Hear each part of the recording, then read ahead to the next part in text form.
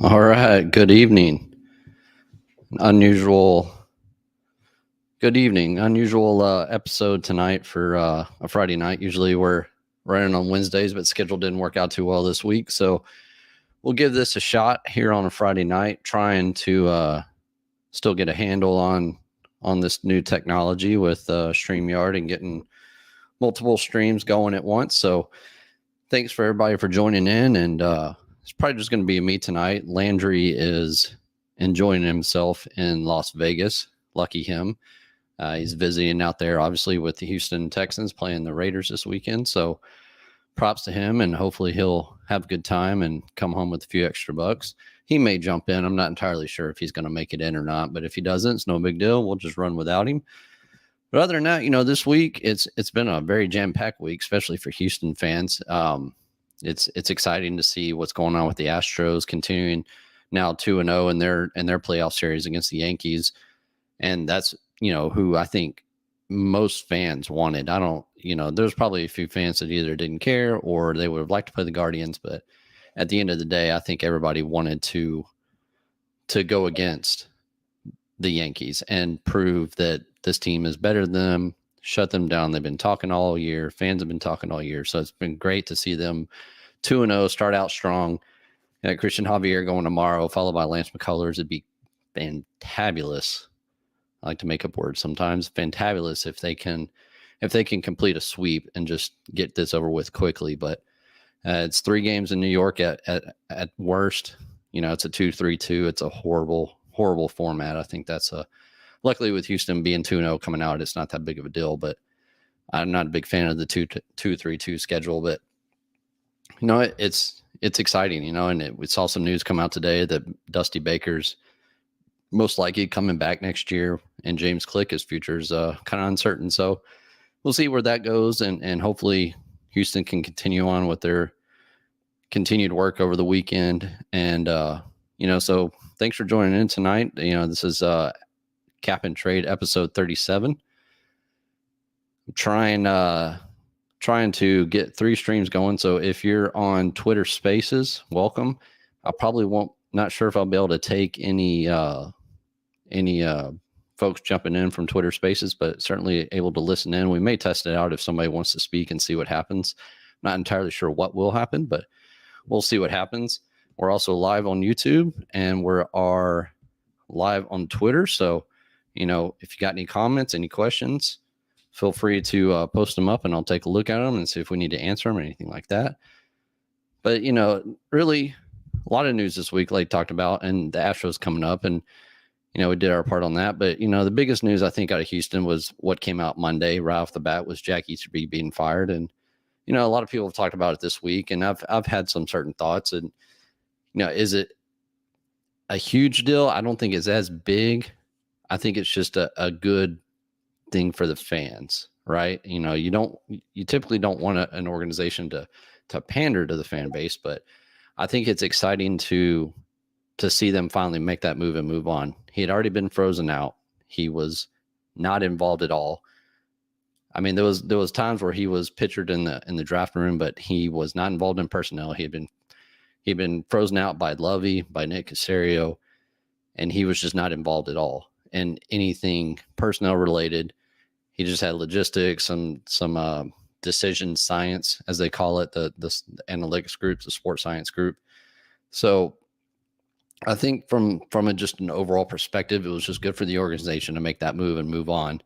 He wasn't really contributing much at this point. So what's the point of keeping around? And if they're able to reshuffle his job duties and other folks in the organization are able to absorb them and move on without replacing him, then that's a good thing. I mean, that just shows you how little amount of work that he was doing if they're able to absorb his work. And, I think there was a lot of fans that were irked by him. There was a lot of fans that were upset with the amount of power that he had absorbed over a very short span of time. Coming in with O'Brien, it was supposed to be a tandem pair. Then O'Brien gets fired. I'm not going to talk about the details or anything like that with other firings, but, we saw a lot of turnover with Brian Gain, Chris Olsen, very bad contracts. being handed out when Easterby was over the managing of the contracts. He was managing the salary cap for a little while, and it was just a bad, dark time for Houston. And there was a lot of unease, in the building when they were walking around him. He was just kind of a different individual. And, we wish him well. Hopefully, wherever he lands, he'll do fine, but it just can't be here.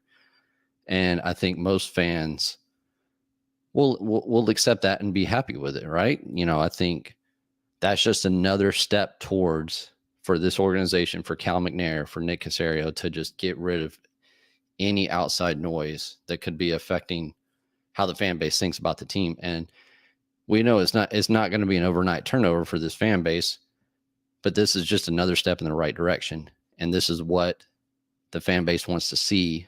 The next step from here is to continue to build up the roster and continue trying to win games, and hopefully becoming, not trying, but actually winning games.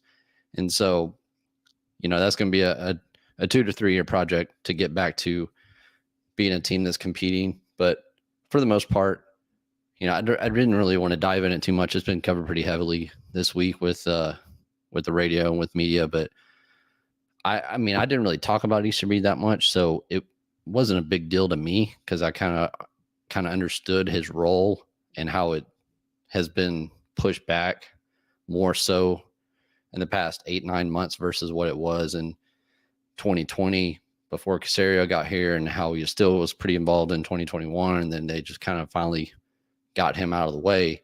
And so with that, I knew, a lot of people knew it was coming. I heard rumblings myself, and, I don't know why this week versus any other time, whether it was before the season started or after the season's over, but, it just was time. It was probably an agreed upon time to go. And, whatever contract he had and whatever negotiations they had, trying to work out the details to have that mutual departing, is done. Get that out of the organization, move on. I think the fan base will respect that finally. And this is just another step towards what this team is trying to do to get this fan base back on their side, get the fan base back in the stadium. You see Cal out there with the fans. They're in training camp. You see totally different marketing schemes going on. And, I saw, I met the new media director at one event one night, and he's a very, very sharp dude. And so I think it's exciting to see what the team's going to bring, not just product on the field, right, but just an overall product outside of the game, in the community, how they're entrenched with the fan base, how they're interacting with the fan base. So I think just getting rid of Easterby is another step in that direction. And, we wish, some people don't wish him well, but I wish him well, and hope for the best for him. And, I'm sure he'll end up somewhere else, probably in the college ranks, maybe on the basketball side, go back to the East Coast, things like that. But, it's just a good thing, and it's time to move on. And now this team really doesn't have any more excuses, right? If you get rid of Easterby, that's your final piece of having no other distractions, no other third-party interactions outside, just outside leaks. I think you're going to see the media leaks decrease dramatically now, because Nick does not really talk to the media at all. He doesn't leak anything. He is, some things will get out to the national guys, but it's going to be tough for the local guys. And I'm curious to see how they proceed going forward. But, the local guys are just going to have to work harder and harder, because Jack was a major leaguer, and it'll be good. It'll be interesting to see how that's handled as well. So I think the team now has a forward path, no distractions, no excuses. And, we're going to see what happens from there, and how things go on. So I'm excited to see how they go. And like I said, if you're on YouTube, put in a comment, make sure you subscribe to the channel. It's a new channel, trying to learn my way through this. And as always, you're welcome to follow me on Twitter at Texans Cap. And I do have a newsletter that I we'll publish from time to time. It's capandtrade.substack.com. So make sure you get all involved in that as well. Just go straight to your email inbox. So it's I do a lot of different things with the newsletter. It's not really Texans heavy. It's more league wide, things like that. Try to look at a lot of salary related items, things like that. So it's another form I like to write sometimes, so it's something. So the Texans coming off the bye week, what do we expect from them going against Las Vegas? It's going to be a good matchup for them. Las Vegas, I think they're better than their record shows, right? New coaching staff, new front office there. They're still trying to get through that roster, but their defense is not good. Their run defense is probably about as bad as Houston's. The pass defense on Houston's obviously much better than Las Vegas. So this will be a big chance for Davis Mills. This will be a big chance for Dameon Pierce to continue on going with his heavy workload and putting up the numbers that he's putting up. But I'm curious to see how Davis Mills handles this defense, because they give up a lot of They give up a lot of numbers in the middle of the field, in between the hash marks, right? That's typically where Davis Mills succeeds. He does well passing between the numbers in front of him and to his right. To his left, no bueno. He does not do well going to the left. So this will be a chance where we might actually see the Davis Mills that we saw in 2021. He's had 2 weeks now to prepare for this game. I'm excited to see where he goes from here. It's been a very disappointing start for him this year, especially with how he finished up the 2021 season. I think a lot of fans were hoping for that carryover into this season, and it's just not been there. It's been like we've discussed on the show before, it's, at least in my opinion, it appears to be a mental thing for him. And, hopefully this 2-week break, or this bye week break, will give him that chance to kind of get over that mental hump. His footwork's getting poor, his mechanics are getting poor, his accuracy's been bad all year. So hopefully this week against Las Vegas will give him that that confidence to get back going to where he was in 2021. So I think, coupled with Las Vegas having a bad run defense, who give Pierce a chance to have a good game, give the offense a chance to control the time of possession. This defense should be able to manage the Las Vegas offense. It's going to be interesting. We saw, I think Waller's out. I think Renfro's questionable at this point. So it's really going to be, Devontae Adams and Derek Carr and Josh Jacobs. Josh Jacobs is having a very good year, contract year for him. He didn't get his 5th-year option picked up, so it's a big year for him. Houston's run defense, as we've seen, has been very poor this year. So I think the over-under between Pierce and Jacobs is probably going to be 275 yards combined between the two of them. So we might see a lot of rushing yards this weekend. But it's really going to, I'm curious to see if Stingley will follow Adams around the field, or if he's going to kind of stay on his side of the field. I was looking forward to Petrie versus Waller, but with Waller being out, we won't be able to see that. If Renfro does end up playing, it'll be a good matchup for Desmond King, who's having a career year for him now that he's back playing in the slot where he does his best work. He is not an outside boundary guy. So excited to see how that matchup goes if he ends up playing. And then one of the other key matchups, and I tweeted about this earlier, one of the other key matchups is going to be Titus Howard versus Max Crosby. Max Crosby is a very, very successful pass rusher.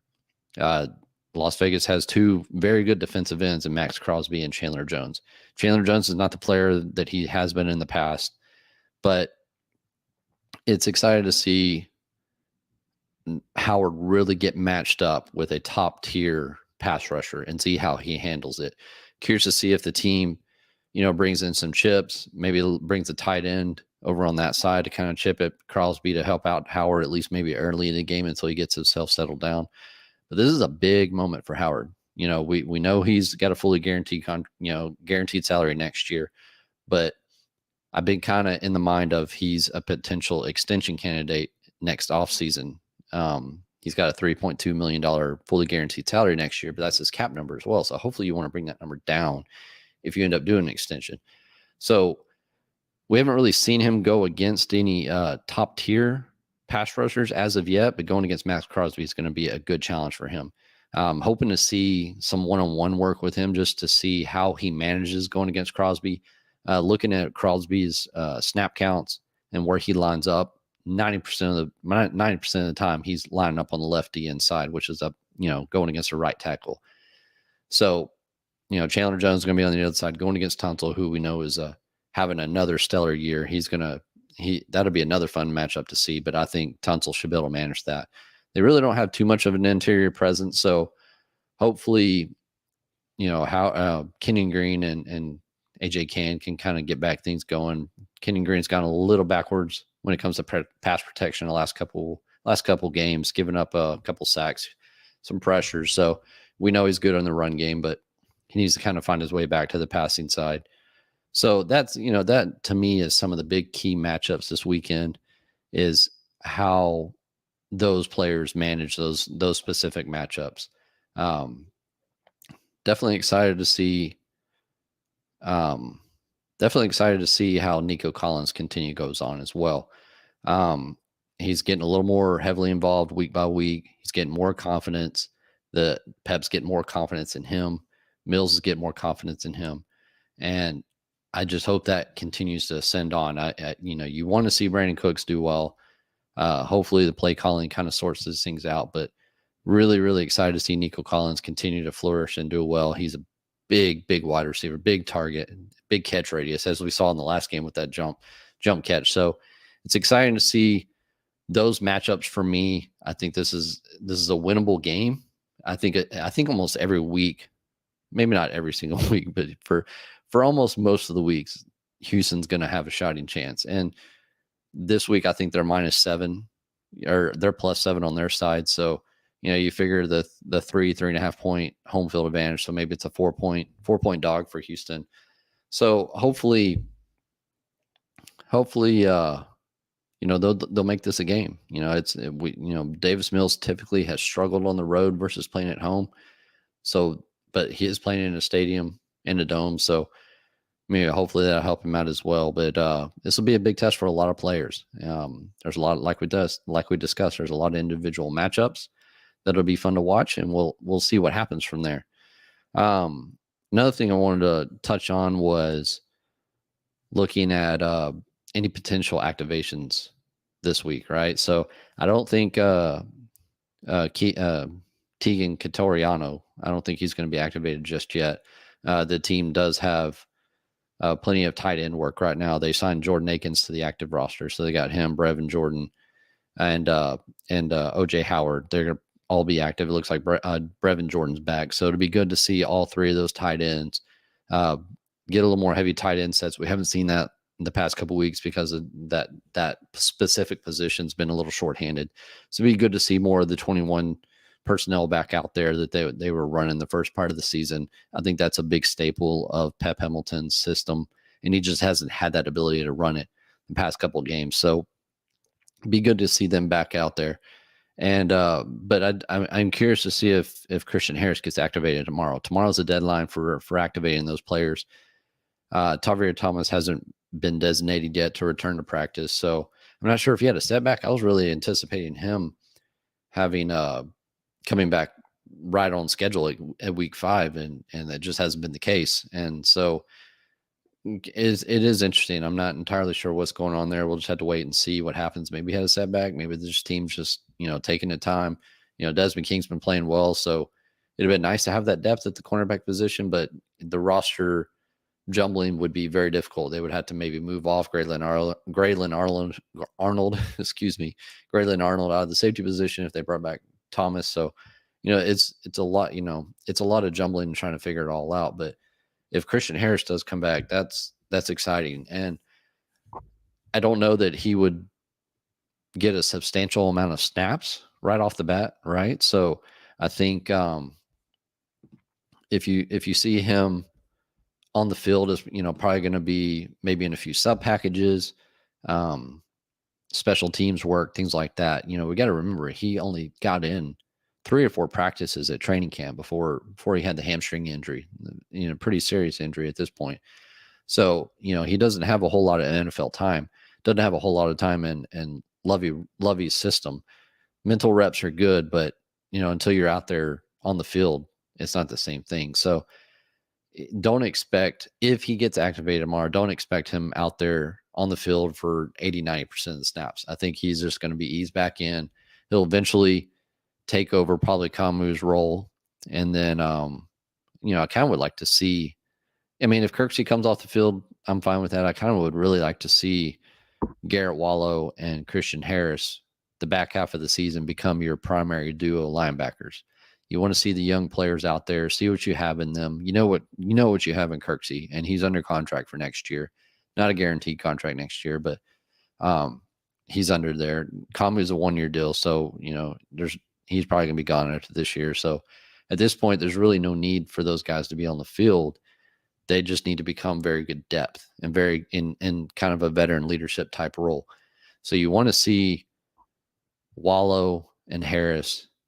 Not going to see it this weekend, but in the coming weeks, in the back half of the season, see those two become your two primary linebackers when they're in their sum packages, when they're in their nickel package, when Desmond King's on the field, and when they're in their base, hopefully it'll end up being a Blake Cashman, Christian Harris, Garrett Wallow joint back there. Cashman coming off the concussion is having a very good season, and then Jake Hansen would kind of be your linebacker 4, who's him and Cashman both have been fantastic on special teams. This is a top 5 special team unit. So that's kind of what I'm hoping to see if Harris ends up being activated. I haven't seen any reports at all if that's going to happen. It'll be exciting to see if he doesn't make it out, but if he does make it out, but if he doesn't, just wait another week. The team had 21 days, so they have another week to wait to make that decision. And but they're going to take their time with it. He's a rookie at the end of the day. It's not like you need the world he needs to be a world beater right off the bat. So that part's exciting. And then a couple of the notes we saw. Kendall Sheffield was released off IR. I've been kind of eyeballing that all year. That freed up a lot of cap space, really put the team back in a more comfortable position from a cap space standpoint. I tweeted out the number this morning, but I think they're around 2.4 million in cap space for the rest of the year. They are going to start having that number come down week by week as they start getting into the not likely to be earned portion of roster bonuses, the per gamers. AJ Cann's already starting that number, so each week his cap number is going to go up by 29,000. And as they get into like week 13, 14, 15, 16, you're going to start to see the number come down. It's going to be tight towards the end of the year. I'm not entirely sure, barring they don't have any injuries, I'm not entirely sure that they're going to have to do any more restructures. They'll continue to do with their elevations, but if they have a bad injury and they have to replace a player with a new player, that replacement cost is not as bad now that we're halfway, almost halfway through the season, but or not halfway through the season, we're a little over a third of the way, but the replacement cost is not what it was 4 or 5 weeks ago. So I think you're just going to kind of see the team manage it the best they can, and it's going to be a small number at the end of the year. It's not, it's 2.5, 2.4 right now. It's probably going to be under $1 million when it comes to the end of the year, and that's probably going to be their carryover number. Is going to be $400,000, $500,000, $600,000. Hopefully, they don't have to do any more restructures like they had to do in the beginning. There are a few more candidates, but as the season goes on, it's not. You don't get as much return off of those because each season goes on. When you adjust those base salaries, the number you're only capturing the restructure of the remaining weeks of the season, right? So, that availability of restructure number gets lower as the season goes on. So they're just going to manage it week by week. And when Caserio was talking, I think when he did his media appearance a couple of weeks ago, it was right after the last game.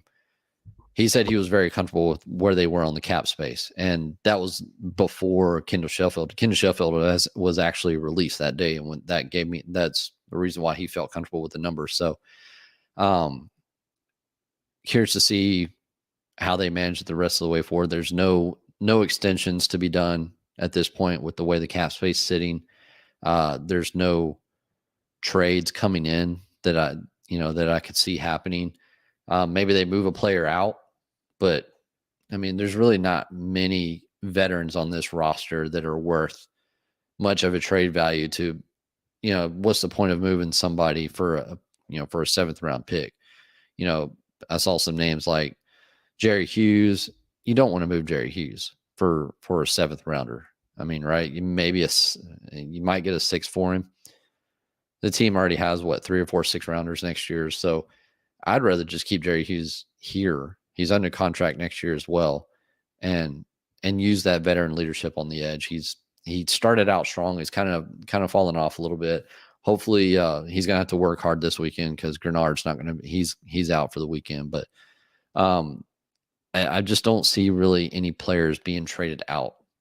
It may be a veteran here, but I wouldn't expect anything. I think the team's just content with what they have and try to manage their way through this season. The cap space next year looks much more presentable, much more favorable for the team. So as for that, it's really about all the points that I had for the team specific, but league wide jumping out. Seeing Carolina, the fire sale is hot and heavy over there. Scott Fitterer, the GM, I like the work that he does. He came out of Seattle from John Snyder, who kind of has that Ron Wolf. John Snyder came out of the Ron Wolf tree, so Scott Fitterer has some of that mentality in him.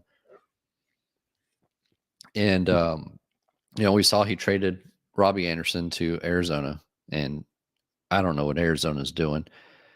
Steve Keim he's making moves like he's trying to save his job. That's just the only way I can put it. I feel like him and Kingsbury, their seats are getting a little hot. They did win this past Thursday night against the Saints, but I don't know what they're doing. I know they lost Marquise Brown for 4 to 6 weeks, but just making those trades left and right like that, it's kind of more of a desperation move from my eyes. So, but they had DeAndre Hopkins come back from suspension, and then they brought in Robbie Anderson to take over for Marquise Brown, who was having a pretty strong season. So I think that's really all Carolina could get out of that. He was a player that wasn't happy. His contract wasn't too amenable. They probably could have gotten more draft compensation for him if they would have been able to. No, they couldn't do anything with the contract because they had already restructured that one. So they were kind of stuck as is, and it was a low base salary. So yeah, that's just what they got. I mean, that's really about all they could get for him. And, luckily they were able to move out from under it and get a little bit of back. But the big trade that we saw was Christian McCaffrey last night. I don't get it, San Francisco. I don't get it. I do not.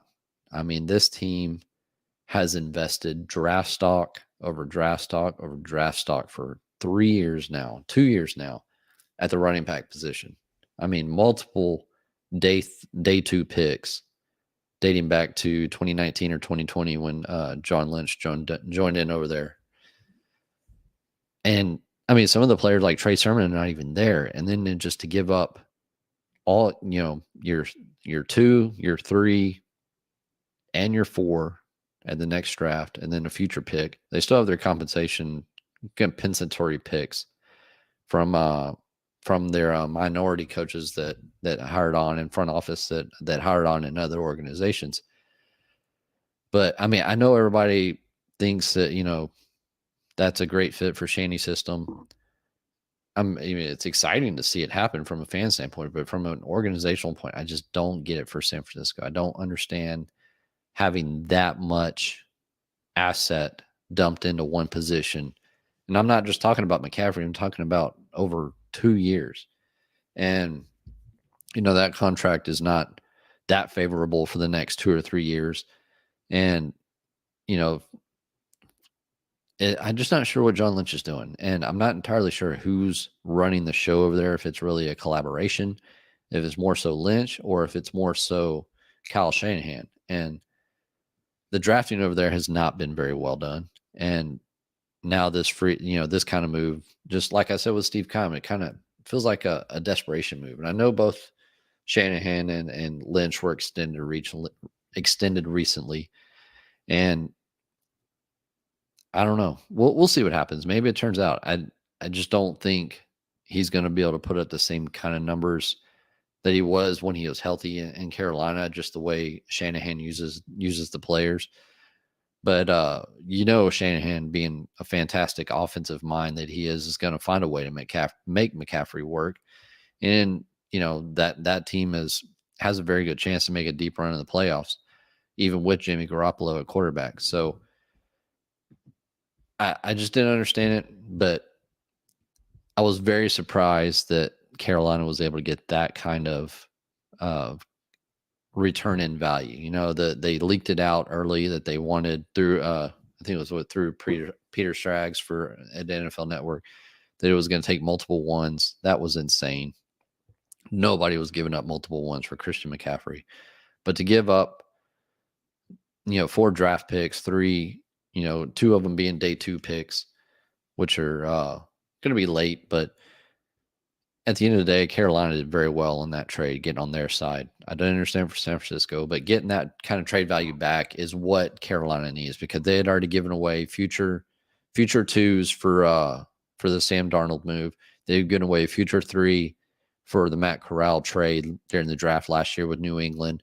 And so they just have to rebuild. They don't have a whole lot of draft stock even after this trade. This kind of backfills their draft stock container for them, but it's a good move by Scott Fitterer by all accounts. And I think that's the common theme among most of the folks that I read, that was a good move for them. So, another thing that is interesting to see what happens is Carson Wentz in Washington.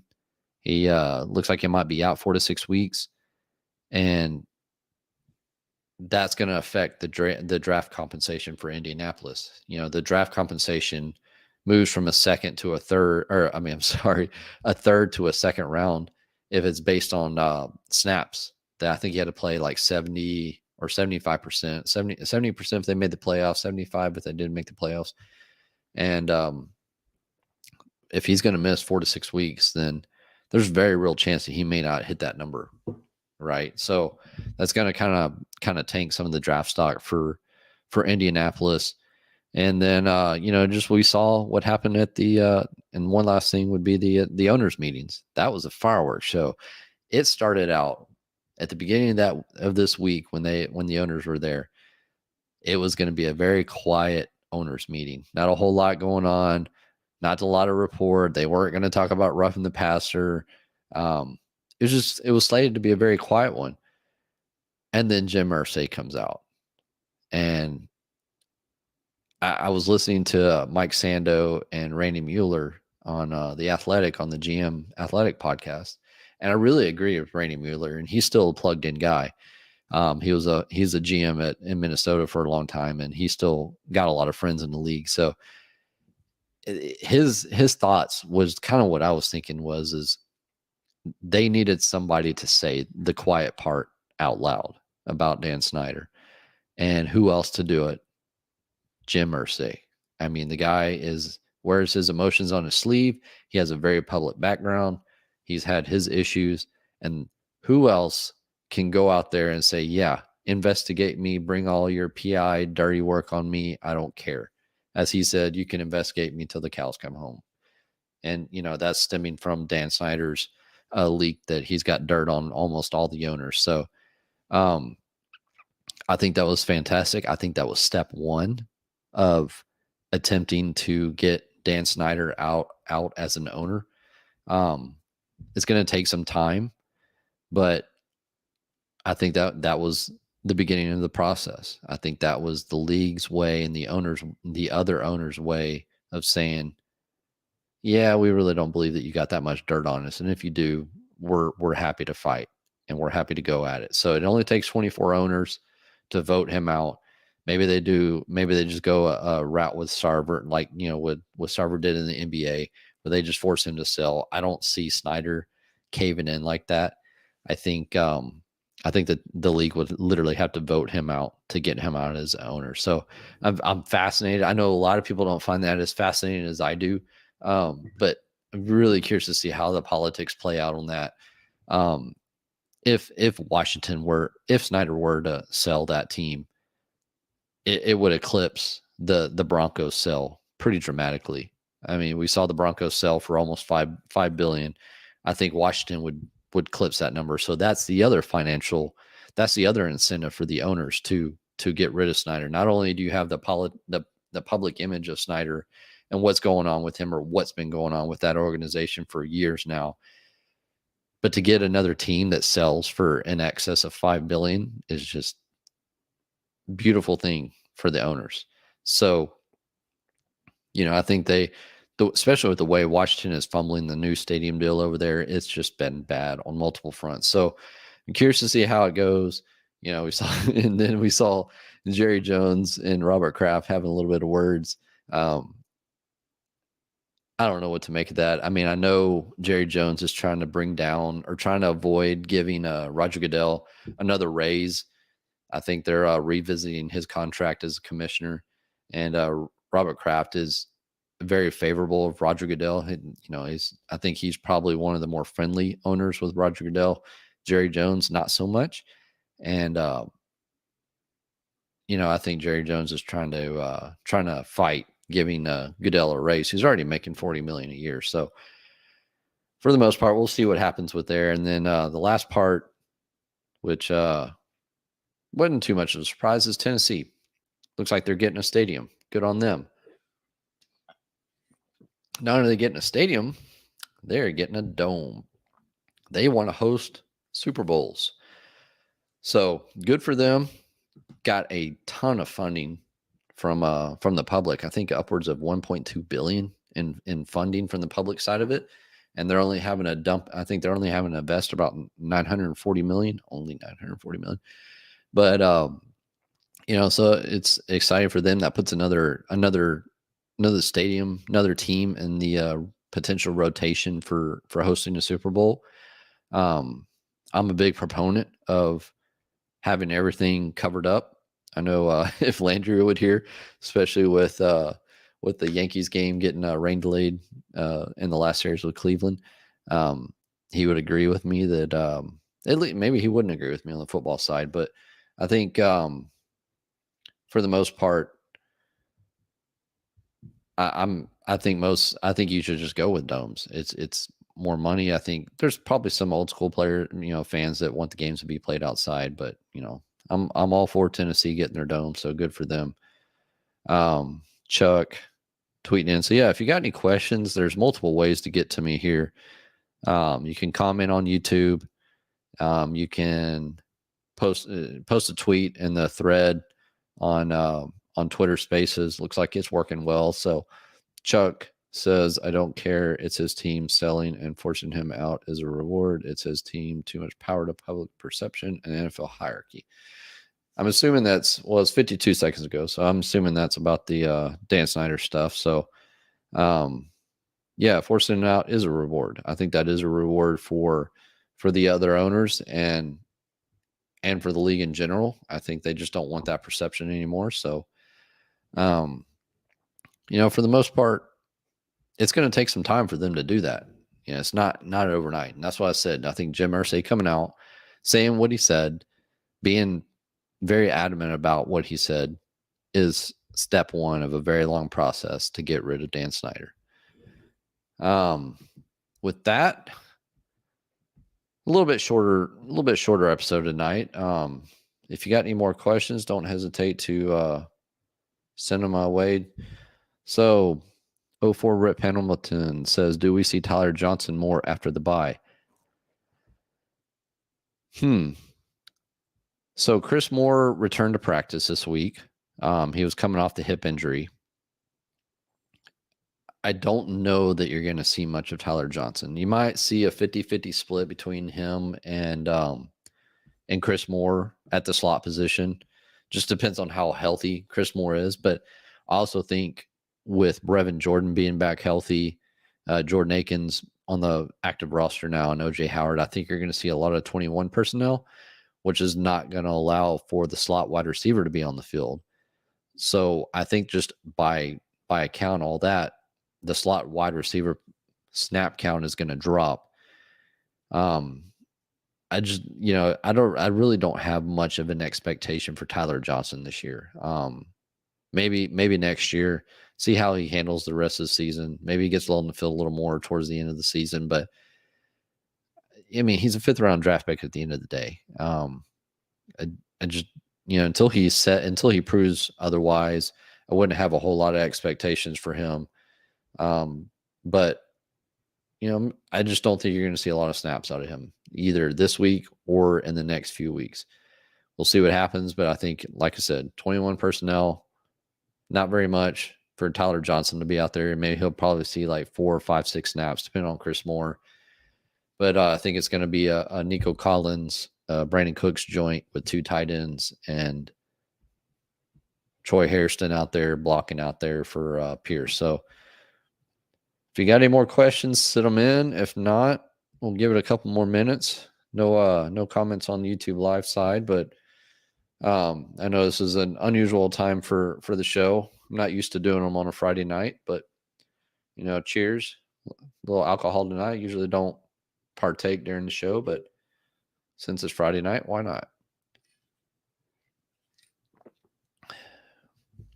But it looks like a good crowd. I see the usual, a lot of the usual faces on Twitter Spaces, and I'm excited that everything seems to be working. I'm very impressed that Twitter allowed me to go with Twitter Live, with Twitter Spaces at the same time, and over on YouTube Live on the new Cap and Trade YouTube channel. Still kind of figuring my way of how to make that channel effective. I'm just not entirely sure what the long-term ramifications are for Twitter. We'll see what happens. I'm not saying anything crazy or any theories, but I'm just not entirely sure what the long-term future is. And so, I have a little bit of a community over on Substack. If you don't subscribe there, make sure you subscribe to the capandtrade.substack.com. It's the newsletter that I email out occasionally. And, just make sure you subscribe to the YouTube channel. I'm going to try to find my way through there and try to make it the best that we can make it. And for them, and we'll continue on Twitter like we always do. I love the Twitter family. It's still a fantastic community. Love all the interactions that I get over there. I try to interact back as best as I can. I'm not much of a post and go kind of guy. I love chopping it up with everybody. So, so I think with that, I think we can probably about call it a night. Hopefully Landry's not having too much fun in Vegas. I'm sure he's probably at a sports book. Oh, it's 8:15 there. So him and Stutz, I think, are over there. I know Stutz was there for ESPN Radio, was doing their work out of Vegas. I know Paulie Gallant was out there as well. So I'm sure all those knuckleheads are having fun. So wish them well, and enjoy the weekend. Go Astros, go Texans, and with that, I think we'll go ahead and see. Look at there, right when I almost said it, got another couple more comments. So I'm not ready to go away. Based on the numbers, how would you rate the Caserio? How would you rate the job Caserio is doing salary wise? That's from G Rob. So I've had a couple of questions on some of the moves they've made. The part that I'm having trouble grasping is the outlook that Caserio has.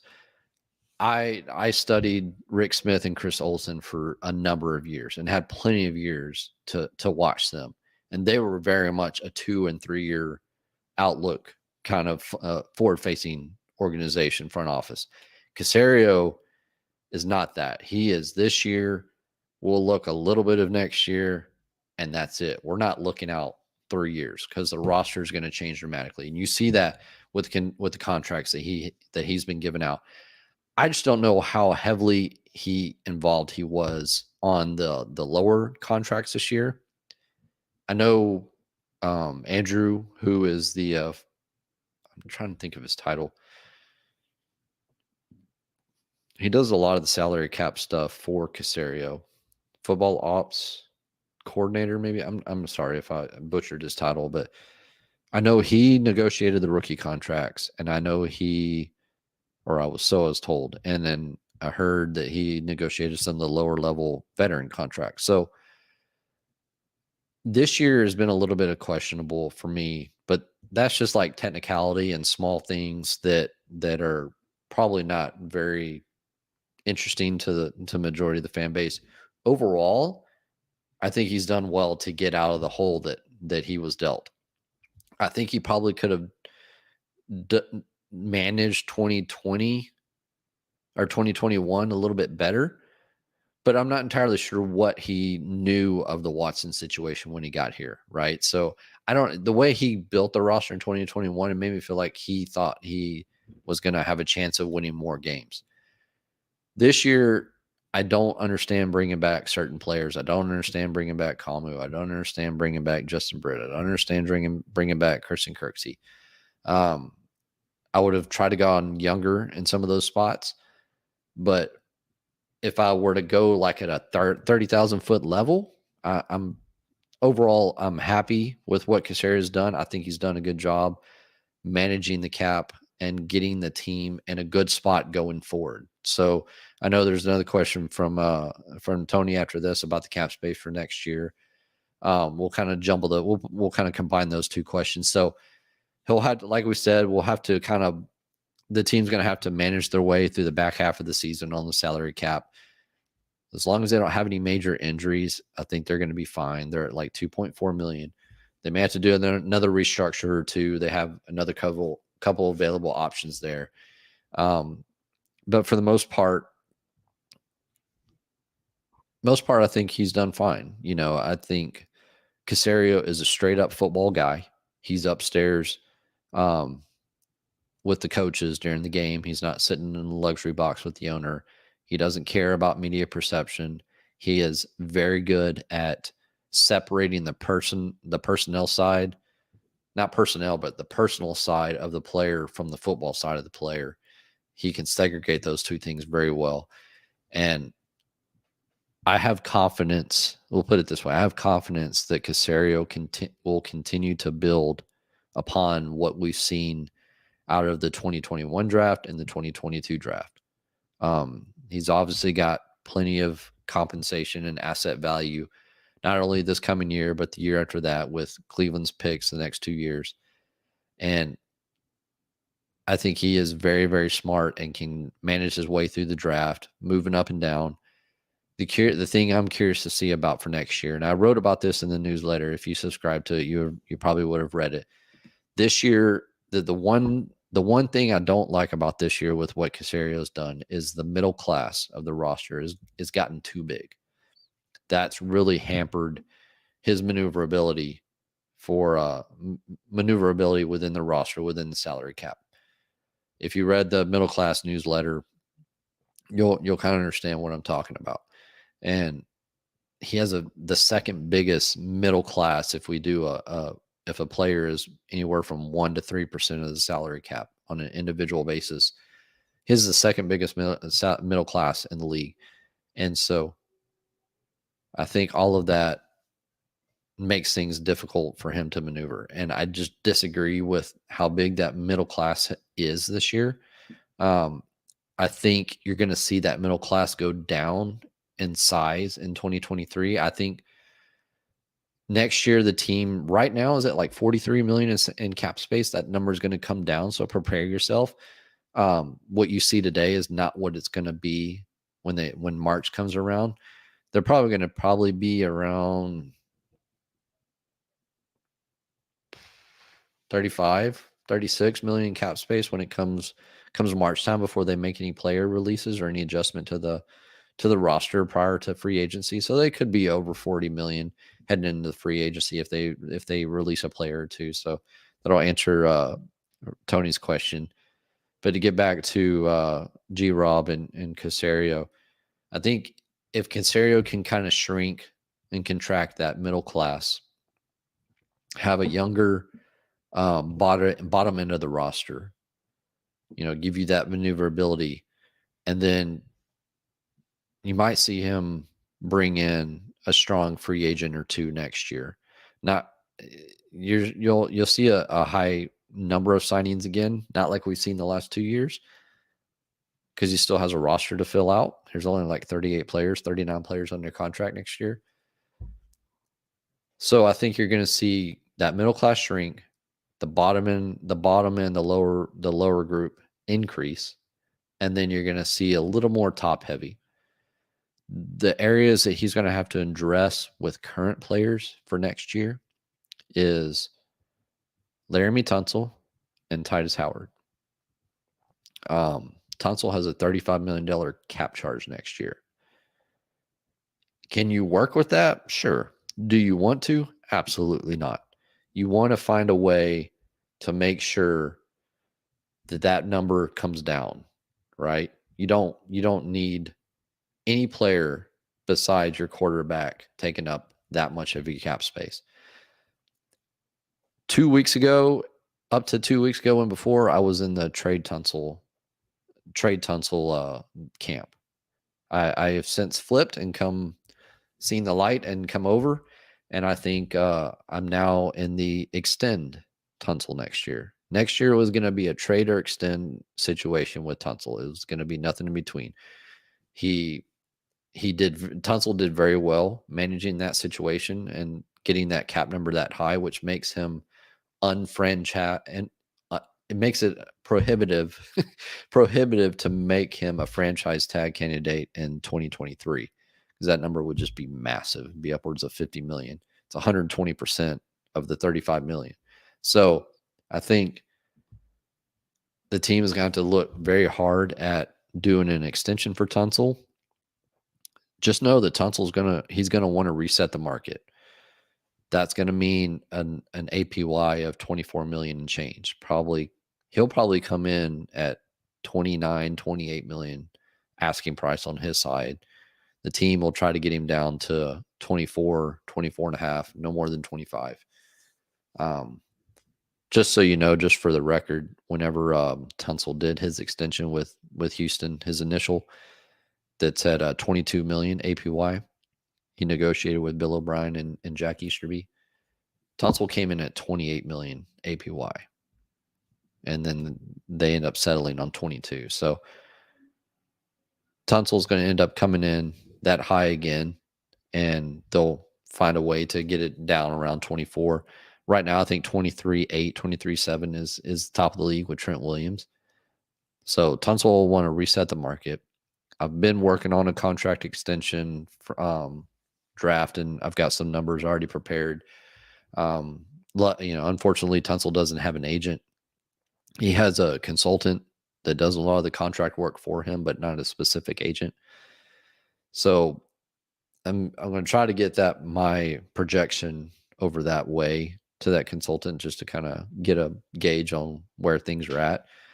But it sounds like Tunsil's camp is on board with looking at an extension next offseason. We'll see what happens. And then the other half of that is Titus Howard. He's Charles found me on YouTube. Chuck. All right. So no way on Tunsil. We got Titus 2, which of the above average tackles do we keep? And the dog's coming over and you hear her clicking. I think you keep both. That's kind of where I'm headed with this. I think you get the Tunsil extension done, and then you either decide, do we want to keep Howard at 13.2 million cap charge, or do we extend him as well? That decision solely is going to depend on how Howard continues on and progresses the rest of this year. And that's what I was talking about, the matchup with Max Crosby. I think that's going to be another example of what we need to see out of Titus Howard to decide if he is worth an extension and what that number would be. If he continues to play well, he could be getting an extension upwards of 19 million a year. So does the team, that's going to be the big question, does Caserio want to invest that much money in two tackles? You got to remember AJ Cann's under contract for next year at a very reasonable number. You got Kenyon Green under contract for the next 3 years plus a fifth year option. The center position hopefully will be addressed during the draft because there are no free agent centers next year that are worth it. So hopefully they can draft a center. So giving those parameters and that you're going to most likely have a rookie quarterback under contract, again, assuming they draft one in the first round. If that happens, then I think now is the time to extend both players, get both Howard and Tunsil under contract, and create that. That would be a very strong foundation for any quarterback for next year and the years before. Having 4 players under contract through 2023 and having 3 players on your offensive line under contract probably through 2025, right? I think that just creates a fantastic foundation for any kind of rookie quarterback that comes in. I'm a big build in the trenches kind of guy. So the team obviously needs to continue on looking for defensive tackles. But I think if you can build that foundation, that offensive line, then I think that's going to be great for the team, great for Dameon Pierce, great for any quarterback that comes in next year. And so that's my take on it. And I know I kind of got a little long-winded there, but this is my area of enjoyment. So to try to go back to G Rob's question, overall Casario's job, I think he's done well. I think I wouldn't say fantastic. I'm not just overly like super excited over the top with the work that he's put in, but I think for the most part, he's done well. And he had a very, very difficult situation coming in, not only managing the Watson situation, managing the horrific contract and cap situation that was left behind from Easterby and Bill O'Brien. So I think it was a 2-year rebuild from a salary cap standpoint, regardless. And this is year 2. So the team leads the league in dead money. That's to be expected. I think next year is when you see the spending get readjusted from a bunch of middle class, like I was talking about, shrinking that middle class down and having 1 or 2 targeted mid to high level free agents. I don't know that you'll see any like top of the market free agent signings, but I think you might see an exciting free agent or 2 next offseason. So over on YouTube, so we got a few more questions. So you see us trading Cooks? I do not. I don't see a reason to at this point. I think you need Cooks to continue on with the foundation of this roster. I think Collins and Cooks are both very good players to have and would be beneficial. Same thing with the offensive line. I think that's a good beneficial duo for any potential rookie quarterback coming in. I would like to see the team try to get another explosive wide receiver, maybe in the 2nd or 3rd round next year, to backfill Cooks. And that way you don't have to depend on that player starting. And then remember, we got John Mechie, hopefully, coming back next year, be your primary slot guy. So, no, I'm not trading Cooks. And no problem, Andreas. I know if you got here late, no problem. I got plenty of liquid here to keep going. So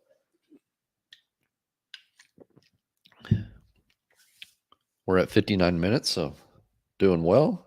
Check. See, now I've got to manage like all these different things. Unfortunately, the comments from Twitter Spaces don't hit the StreamYard comment section, but so Chuck says you have to keep those linebackers. Wasn't Kamu a Pro Bowl alternate? LOL. We have to keep those linebackers. Well, we talked about that earlier, and I think I'm pretty content with just trying to get Harris and Wallow be your 2 primary linebackers for the back half of the season, and then have Cashman as your base guy, and then he would come off the field when you go into the sub packages. They haven't been running any big dime packages this year. They've been running cover 2 primarily this year, with some cover 3, and then literally it's just been 3 linebackers, and then if linebacker, which was Kevin Pierre-Louis to start, then was Blake Cashman until he got the concussion. Then they had to dip into the Reeves-Maben bin, which that's probably the worst contract that Caserio has done, and that is he's got guaranteed money next year, and that's just a really, really bad contract. So if we were to be disappointed in Caserio, it would be on Reeves-Maben. But hopefully the back half of the season, like I said, your Kirksey will become depth, Como will become depth, and then you look at next season and reassess. Como let walk. Kirksey's under contract for next year. Maybe you can keep him around his depth. That would be a nice luxury to have. And but it just all kind of depends on how Harris does, and if Wallow continues to progress, and if Cashman, who's a free agent next year, can continue to progress and stay healthy, and I think that's worth somebody worth re-signing. So that would be my take on the linebackers. Let's see here if we got any other questions. I don't see much else coming in. Let me check one other place because I got to check all these places now. But I'm excited that everything worked between Twitter, Twitter Live, Twitter Spaces, and YouTube Live. So this is exciting. I got cables all over the place. No, I think we can probably call that a night. Right at an hour and 1 minute.